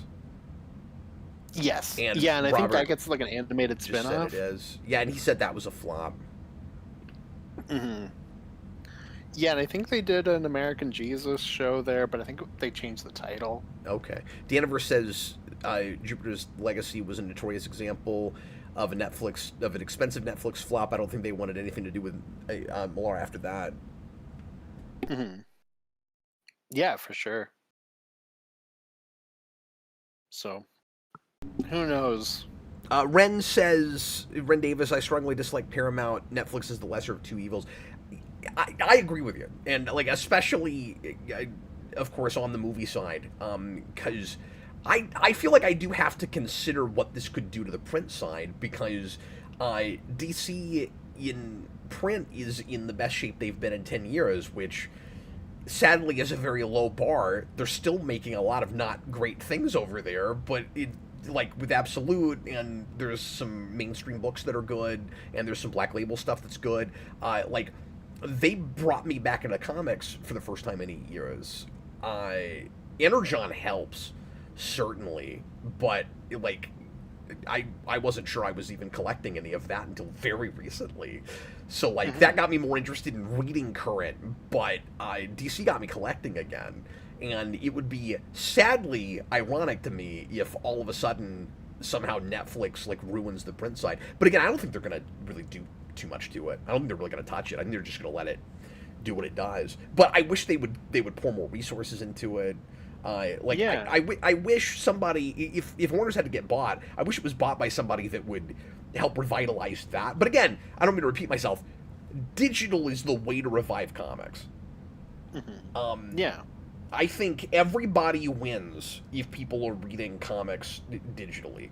And there's this ridiculous, I think, ridiculous notion, and we've done this to keep the comic shops open, and like I understood it at first, I'm not with it anymore, that if you've got digital day and date, or if you're selling digital real hard and making those like digital comics too cheap, then nobody buys singles, nobody buys print, and it's just nonsense because it hasn't been true for manga. Manga is so widely available and extremely cheap, and tons of people in America read manga and have completely forgotten about American comics. And yeah, they read them on their devices, and then if they like the thing enough, they want it on their bookshelves. And that has done wonders for manga. Why on earth are we not following that? And I know this is almost a different topic, but like Netflix could fix that. That would be the company to think about fixing it if they gave a damn about that side of it at all. And that's the big question mark, is if they'll even... If that's even factoring in at all. Like, do they even know they're buying DC Comics? I mean, considering they said that the WB game side like impacted their price in no way, I imagine the comic side probably didn't either. No, that's negligible. Yeah, but exactly. I care. But if Paramount buys WB, the first article will be DCU canceled a new Superman reboot in the form in the formula of the Sonic movies. Is something. That's the thing, is if Paramount had bought it, I would be worried that all of the stuff we care about would just look like the Sonic movies. Like, that's what they're doing in Ninja Turtles. Because of course But think about how cool it would be if we got a Wonder Woman TV show that was about bowling and Wonder Woman was barely in it. Argue against that, Cap, because you can't. Well, I'm not going to, just so that I can not ruin your bit. Oh, okay. I just don't want to ruin Thank your bit. There's a couple people in the comments, I'm sorry, we've gotten past them far enough now that I'm just going to bring this topic up instead of wasting the time to go back and try to find the comments. But this would be the last aspect of this we should talk about, Austin. And probably briefly, because I don't think there's anything to this at all. But just the question of, if Netflix gets DC, do they let Snyder make his DC movies? And the answer to that is a resounding not possible. Like, there's no chance. I mean, they're the last company that would bring it back. Yeah, there's no chance on Earth. And I don't know why people are buying into that, except for just this kind of, the Snyder Bros or whatever, like, grasping at straws, really wanting to see that happen. But, like, they just canceled his contract. Like, he was making stuff for them, and they canceled things he had. Did he have stuff in pre-production that they just straight up canceled? That I'm not sure. Ren Davis is the one who brought it up. I think he's being completely ironic. Oh, he just said he was. I thought he was. Oh, okay. Well, there's people outside of our commenters that are not being ironic about that. No, there absolutely is. I just wanted to throw that out there because people are also like fighting him in the chat. And I'm like, guys, he's joking. He's messing around. And fair enough. But no, they just announced. What's the comedian? Tegnataro, I think, announced that she's working on it was like, I think the specific thing she said was like lesbian action film with Zack Snyder, which is good, something I can't imagine him making. But I don't know. You can't say Sucker Punch is that far away from that. No, but I also don't think that's like a lesbian movie. But I've never watched it, so I don't know. I guess it's not full on. Like, hold on, I gotta look it up because there's something funnier about it that she said, where I was like, that almost sounds insulting. He's like, I'm bearing some sort of lead here. I know, I'm 100% bearing some sort of lead, and it's killing me on what it was. Obsidian Library Archives, how much of the Snyder Bros are even real fans and not just bots, trolls, and crypto scams? That's definitely a question, absolutely. And you can extend that to about 100 topics online, where there are definitely bots and AIs and things that are trying to sway people on all kinds of things. And yeah, I'm sure someone will think that I'm coming off like a conspiracy theorist, but there's a lot of research that is happening. I was bearing the lead. Go ahead. I just found the story. So what she said was they're working on a hot lesbian action film, and currently the working title is Deviants. And I was like, oh, I don't know, that doesn't sound right. And then where I posted that, because I was on our Discord, Doolittle said Sucker Punch like you did, and I was like, that's a bad sign if that counts. And his two lesbian movies are Deviants and the Insane Asylum movie. That's, what are you showing me here? What are you saying, Snyder? What are you saying? But I mean, that's, who knows. But to go back to that question real fast, yes. I will say I have definitely met people in real life that are desperate for the Snyder stuff to come back. I Absolutely. have met these people. So like they're Mhm. out there, and people that just like thought those movies, especially the ones that Snyder actually made, like looked cool and just liked his take. And I don't mean to sound insulting. I think most of the people I'm talking about look at it on a very superficial sort of level. And fair enough. I mean, like what you like sit back and take the thing in, I guess. But uh, where the kind of edgelord thing just appeals to them. Mhm. And I Yeah, mean, I I've met mean, the other you people know, that it's also think BVS is a very deep film, which I'll never understand. But Mhm. I'm just saying they're not all bots. Yeah. No, Online, there are I don't know actual how, people. but there are actually there are actually people. Yeah, exactly. No, I wouldn't downplay that and say that there's nobody that just genuinely likes Snyder's work and wants to see it continue. Like, there absolutely is. But a lot of the like online chatter about it, where it gets really crazy, I don't know. Joel Davis, $5 super chat. Paramount apparently trying to go hostile with buying WB, and the people who own Paramount are very friendly with the current president. Yeah, I mean, we're just gonna have to wait and see. Yeah, I forgot to bring that aspect of it up, but when I said at the beginning, it's impossible to tell if this will even go through at this point. That's the other big part of it is so like yeah, you have the government side, and then you have Paramount attempting a hostile takeover, um, which is crazy. Well, it's even funnier. I maybe sent this to you. I can't remember. But so there was the immediate news of they're planning a hostile takeover, and then the CEO of Paramount put out a public statement where he was like, "Hey, David, like, don't think like too harsh about it. Like, I just think that we should like team up and like we can run it together." And it sounded so pathetic. Wow. It's really funny. I recommend going to check that out. He's just sad he didn't get his way. Um, Yeah. well, and there's a lot of talk that like the shareholders aren't happy, and that like the Netflix deal is for whatever reason, and again I don't know the ins and outs of it, like not the best deal for the shareholders. And it's important to note, Netflix doesn't have the kind of money they need for like they're finding ways to get more money, I guess. But Well, like, Paramount doesn't either. yeah, Like right. that's the other thing is they're Does working with a Universal? Does foreign entity anybody? to I mean, yeah, it's a and hefty price tag. yeah. Well, that was the other thing I wanted to mention because a couple people earlier said they want Universal so that they have the theme park rights.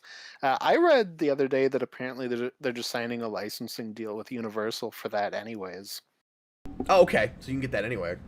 Yeah, which would be really exciting because Universal already has the best Marvel stuff at a theme park because it's like trapped in a specific time because Yeah, they can't do it's anything 35 updated years from old. It's that. fantastic. It's exactly no, it's wonderful. I love their No, Marvel stuff. I've been there. It's Yeah, the best because you get to yeah. literally go, like if you're my age, you get to literally go back to your childhood.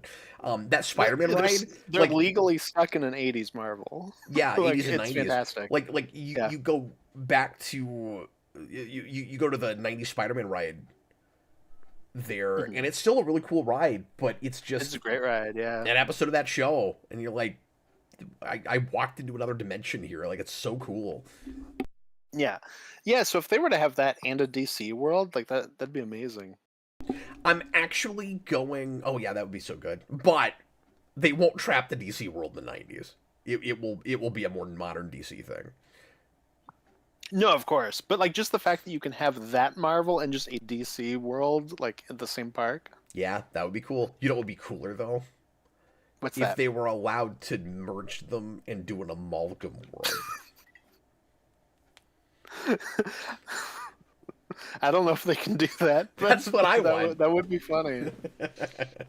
I'm actually going to Florida this summer to take Jason to a dance convention which I had to take him to like 3 years ago, and that's when we went to Universal. And we will probably Yeah, go back, so I might get to go to that this year again. that's And awesome. Yeah. I'm excited about it for Super Mario World because they've got that now. Every time I've been to Universal, because I've been there twice in Orlando, and every time I've been there, they're in the middle of building something I really want to go to. So I'm like, God damn it, I have to go back. But now I really have to go back because they have the Universal Monster Land Yeah. in the same park as the Mario one. So I'm like, I need to see that. That sounds great. And I love that it's called Dark Universe, even though that universe failed. That's so funny. So is that new? Was that not there when I was there before? No, that's in the same place as the Mario one. Like they opened up a whole like third park. That's so interesting. Well, I knew they did, but I didn't know that was part of it because they used to have the Kong ride next to Jurassic Park, and that makes me think they probably moved it. Like I doubt that's still in Jurassic Park if they've got a whole monster section, but maybe not. Maybe they They're just not left connected, so yeah, I think that Kong one was the one that they were building last time I went. it. Okay, so I that's was really probably still sad they there. didn't have that, but no, because Kong's kind of separated from Universal Monsters, so that it wouldn't have been moved there. Yeah, I guess that makes sense. Yeah, no, you're probably right. I was just thinking maybe they put like all the monster things together, but if it's specific Yeah, Universal monsters, then but yeah. that's cool. Maybe No, they have having like it a next to Jurassic Park makes sense. maybe they have like a Dracula castle or something. That'd Yeah, be I pretty think they cool. probably do. Ah, I'm excited about that. I Um, imagine so. no, the Kong thing makes a lot of sense because it fights a dinosaur in it, like in that ride. Mhm. Yeah, yeah, because it's the Peter Jackson one where he fights the three V-Rexes. Oh, see, I didn't even know And what I was looking at because I've never seen that movie. I was like, this is oh yeah, cool. I feel like I'm in Jurassic Park, but then this giant ass monkey shows up. It's great. yeah, exactly. All right. Well, last call for super chats, guys. We've got about 15 minutes left of the show, and we can do some Q&A, talk about whatever you guys want to talk about. Austin, if you see any good questions, feel free to throw them out. I'm gonna go back to Patreon, I think. Yeah, I got one, as somebody asked earlier. Yeah, go ahead. You won't be able to answer this, but I can answer it Sure. quickly. I'm glad Cinematographic you're asked, here. thank you, thank you. Cinematographic asked what we thought about the new James Bond game, 007 First Light. I'm very excited about it. I think it looks really good. Because it's the Game Awards tonight. They just announced that Lenny Kravitz is one of the villains, which is very strange. But he's got Weird. like a ton of crocodiles, which is cool. But yeah, I'm very excited about that game. Robert asks about the Lego Batman trailer.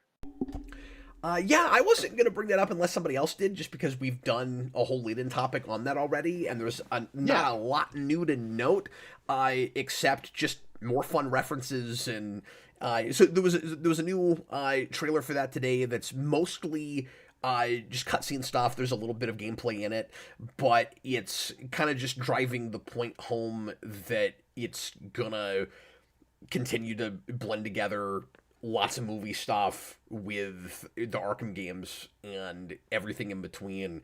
One big question I have with it, Austin, is because we know that you're not playing through separate movies. We know it looks like it's one big campaign that's just gonna like link up lots of classic scenes and references and characters. So I am making the assumption that they have chosen a version of each villain. Yeah, I think so. That's the sense I'm think getting that's what's to. happening. So this trailer gives us more of a sense of that. So I guess it's if that ends up being true, it's the Dark Knight Joker. So we're doing 89 stuff, but you're not going to have the 89 Joker, but you do have you're going to have multiple Batmobiles, but you do have all the or most of the other villains that are ostensibly in the Burton continuity if the Schumacher stuff counts, because then we've got the DeVito Penguin, and is it the Pfeiffer Catwoman? I couldn't decide if it was that or if it was more generic. So it looks Or to is me, it the Arkham Catwoman? it looks to me like it's the Pfeiffer suit on Zoe Kravitz. That was what I Oh, got. weird. Okay. Yeah, I'll have that's to what look it a looked little like to closer. me. And I don't know what Batgirl that is. She just reminded me of the Lego Batman movie Batgirl, because it's Me too. definitely a Jeffrey Wright Gordon, and then obviously we don't have a Barbara for him. Okay, so they're trying to be consistent, and they're going with like a darker skinned Batgirl, and that's the closest you would Hmm. have. So then it's like, are they just doing kind of a generic Batgirl, or is it gonna be a specific version? Hmm. I don't Yeah, know. and just specifically like too, there's like a moment where her and Batman are kind of at odds, and the way that they're talking reminded me of the like, Batman movie as well, with Barbara. So like I could see that being the main If influence for and that's her. okay if they're wanting to cherry pick from everything, which is what they're doing. Yeah. But it is kind of funny that you've got so much of the '90s movie stuff. Hmm. Because you've got and it makes sense that you would lean more into the funny stuff or the stuff that's easiest to make fun of. So of course you're gonna have Rice's Bane, but you're gonna have Mr. Freeze. You're gonna have Schumacher. You're gonna have Schwarzenegger Freeze, and then like, is that supposed to be the same Poison Ivy from that movie, or is that like an Arkham Poison Ivy, or like I wasn't totally sure. Yeah, I mean, I imagine probably Uma Thurman, but I mean, it could be Arkham as well. I feel like I don't think we've seen Riddler yet. I feel like if we do Riddler, it'll be the Batman one, which will then like be like, oh look, isn't it funnier that he's doing silly things? Yeah, maybe so.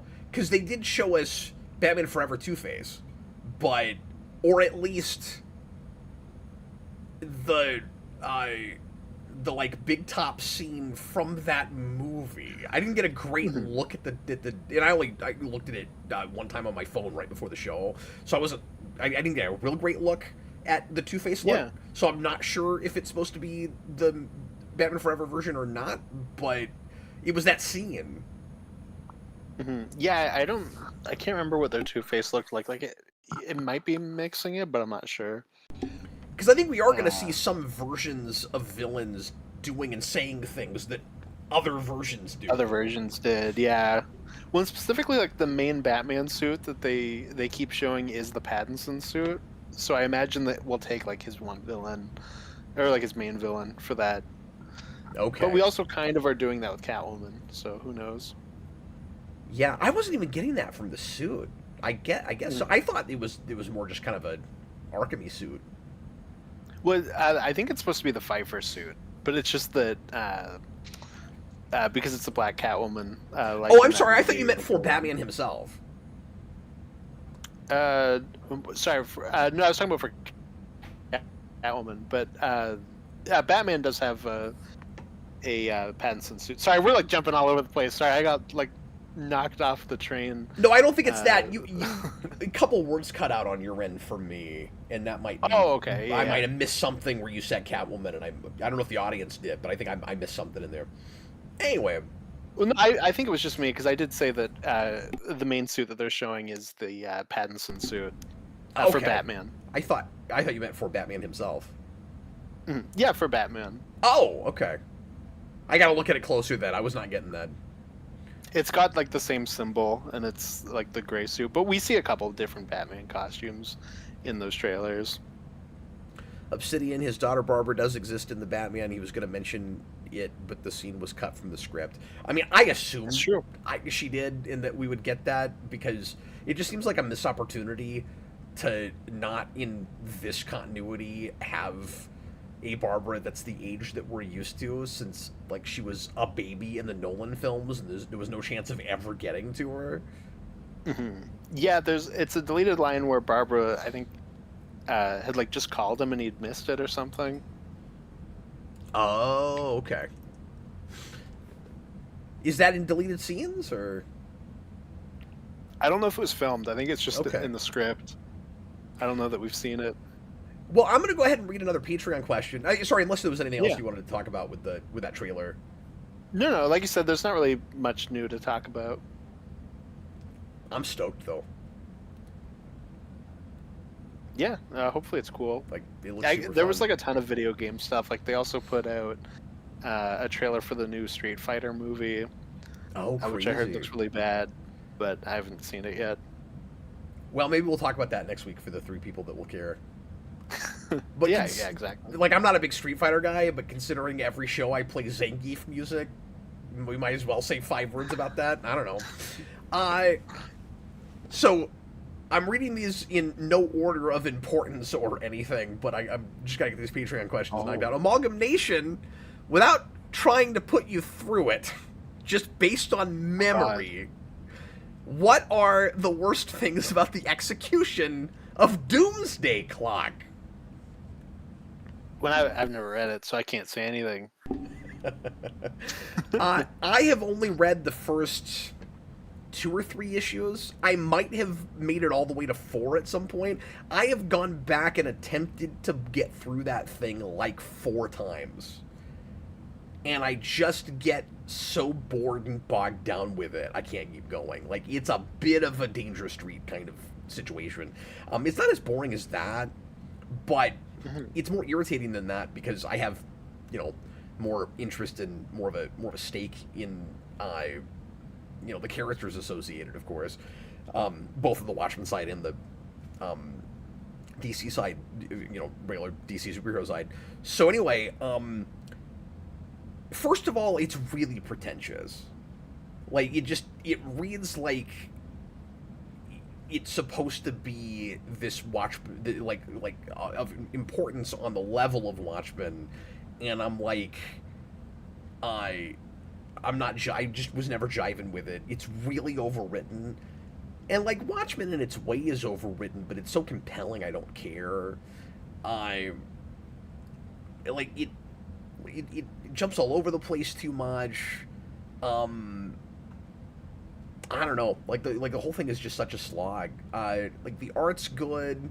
Like it's a fun novelty to have it in the same like panel count and stuff as Watchmen, I guess. But then it doesn't live up to that novelty because again, it reads really self-important. I kind of wish it had leaned, if you had to do that, I kind of wish instead of playing around with a post-Watchmen world and doing kind of the HBO series thing of you go past Watchmen and you see how the world has changed and all of that, but then it's also a multiverse thing with DC.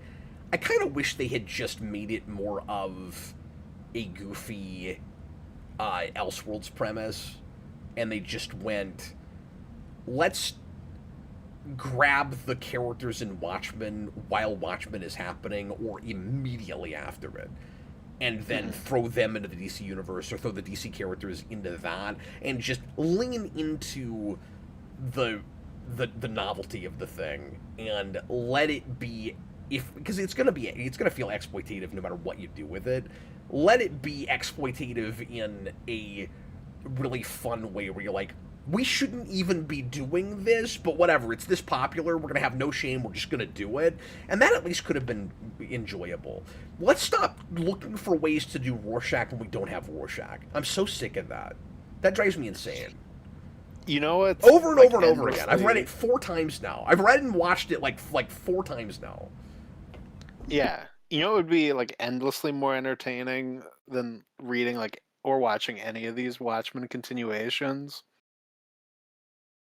Go get a copy of the Rorschach book by Tom King, the Doomsday Clock, the Watchmen TV show, and go find Alan Moore and ask him to sign them. Way more entertaining than actually looking at the material. Or do an Elseworlds thing where, and again, I'm not saying I actually want this, I'm just thinking of things that would at least be, like, more entertaining than what we did. Like, everything I can bring up, Austin, is gonna be shameless. But it already kind of is, so you might as well just lean into that. Bite the bullet. Yeah, well, first of all, let me say, I think the most respectful thing that we've done in bringing back Watchmen has actually been before Watchmen, which is not great, and some of it is better than other things, but we're at least not, we're trying to add to the back matter as opposed to trying to make really serious, important, post-Watchmen stuff where, we can I'm not saying like Alan Moore is the only great writer in comics, but like yeah, we can do or outdo Alan Moore. It's a rich, cool world. So going backwards, there's lots of things you can do with it, and it works to varying degrees of success. And they got a lot of like classic writers and artists. They brought some guys out of retirement to do it. Like it was a big deal at the time. It was kind of respectful the way they handled it. Did I need that? Do I wish? Like, am I glad they made that? I don't know. But like, it's the most respectful way of handling that if you're going to do it. And we did that, and we should have never bothered with it again. But anyway, the only other idea I can think of is, again, go Elseworlds. But instead of blending the universes, retell Watchmen with DC characters in the first place. With, like, the Sentinels of Justice? Yeah. I mean, that's kind of always my thing, is just do stuff with those characters. Just do that. I don't know. But, yeah. Make a cool new question book, or Blue Beetle, or whatever. Robert, it's weird we now live in a world with 2 unrelated Watchmen sequels. Yeah. Technically 3 if you include the Rorschach one. Yeah, that's true. Because, yeah, that is also a sequel. Mm-hmm. Yeah, I said 4. Exactly. I guess it's just 3. I think it's just those ones. Because, yeah, it's just those. Everything else is back matter between the raindrops or something. I think there's one of the before Watchmen ones that, like, it might be Ozymandias that I think does go to after Watchmen. Oh, does it? But I think it's only that one, and I think it might just be briefly. Well, I was going to say, that's very against the title. Yeah. Yeah, exactly. I have thought about finally collecting all of that in singles just for the hell of it. Because, like, it's not like any of those are worth anything. They'd be pretty easy to get. In fact, I could probably get the singles cheaper than buying the big, fat hardcover trade. Yeah, probably. And then get Alan Moore to sign them. And Connor curse death magic at you. Connor says, before Watchmen was largely dull and mediocre, but Darwin Cook's Minutemen miniseries was amazing.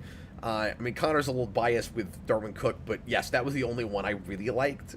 That is the one that I always hear people say, like, that's the one that's worth reading. I feel like there was another one that was decent, but it's just been too long. Like, and I can't remember which ones I read in full. I know there's at least a couple that I tried and didn't like the first issues of, so I didn't keep going with them. Like, I can't remember if the Silk Spectrum one was any good. People really don't like Rorschach. Was Azzarello, I think, Azzarello did that, yeah.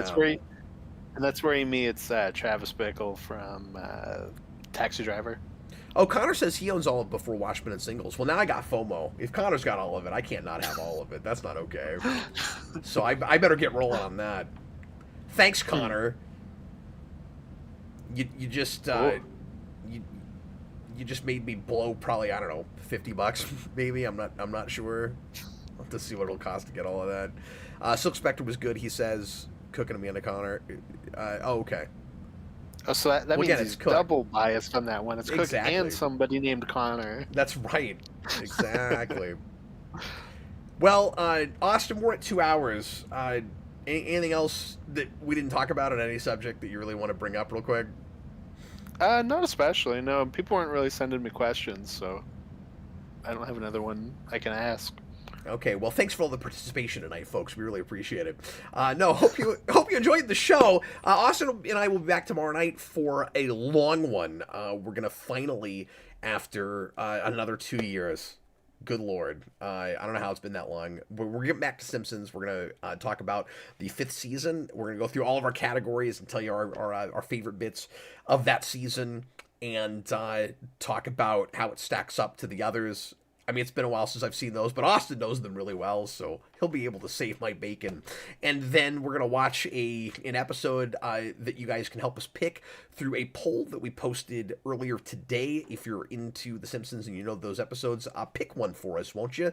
And whichever one has the most votes. We've included every episode on the season, and whichever episode gets the most votes, we will do a commentary of right at the end of the show after we do our lengthy review. Those are usually a couple 3 hours, so join us for that. It'll be a lot of fun. And then we'll have one more week of content next week before Christmas, and I'll be on at least, I would imagine, a week and a half, if not a couple week hiatus. But I'll let you guys know when I'm going to come back for normal. I've got lots of traveling to do and stuff. So as usual, around the holidays, I'm going to take off for a little bit. Next week, I feel like the holidays fall on weird dates this year too. They do. It's like right in the middle of the week. Yeah, so that's why I'm not totally sure when exactly I'm coming back, but we'll get all that figured out.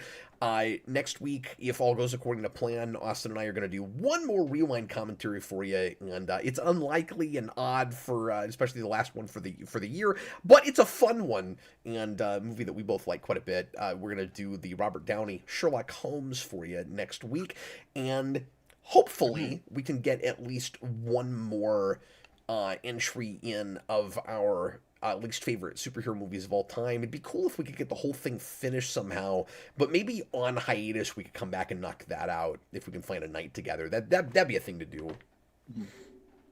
Yeah, we could do that. We'll figure it out. We're always planning on exactly. We'll workshop it. Austin, it was a lot of fun having you in to talk about the news. Mm-hmm. Yeah, it was good talking about all this wacky, wild news. Yeah, we'll see if this Netflix thing happens. It's a weird world that we live in.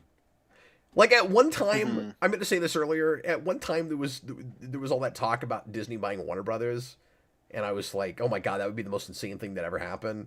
And now we're sitting here talking about a company that I used to order DVDs from in the mail. Buying Warner Brothers in the mail. Just gotta put that into perspective. In the mail. All right, thanks for watching, everybody. We'll see you again real soon. I was Captain Logan. This was Austin the Day Ghost.